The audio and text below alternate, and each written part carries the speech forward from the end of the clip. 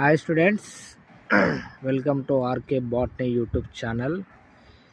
So students, రేపు Telangana board of intermediate education IPE practical examination start అవుతున్నాయి. So రేపు మీకు botany exam first section first batch ఉంటుంది.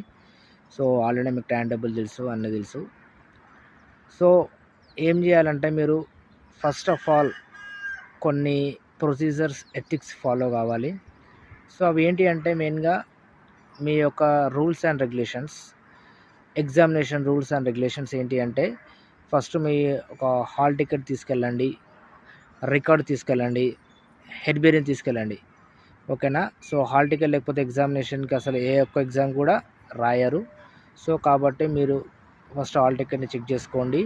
Next record లేకపోతే 5 marks, మీకు ఎన్ని రోజుల్లో కష్టపడ్డందుకు 5 మార్క్స్ మీకు fail అయిపోతారో Rao.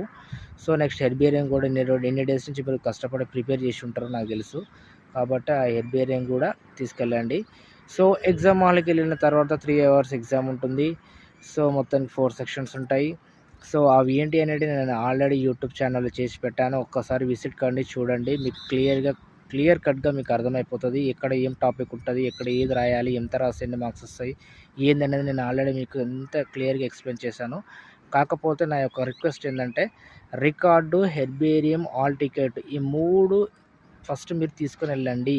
In case record, herbarium మర్చిపోతే మీకు 7 మార్క్స్ ఫెయిల్ అయిపోతారు, 7 మార్క్స్ రావు, వేస్ట్. ఎన్ని డేస్ రాసి కూడా మీకు వేస్ట్ అన్నట్టు. సో ఇది తీసుకెళ్ళిన తర్వాత మీకు ఎగ్జామ్ హాల్లోకి వెళ్ళిన తర్వాత టైం స్టార్ట్ అవుతుంది.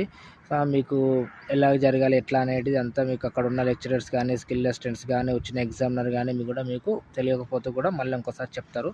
సో దానికంటే ముందు మీరు ఒక్కసారి నా వీడియోస్ చూసి తెలుసుకోండి. ఓకేనా?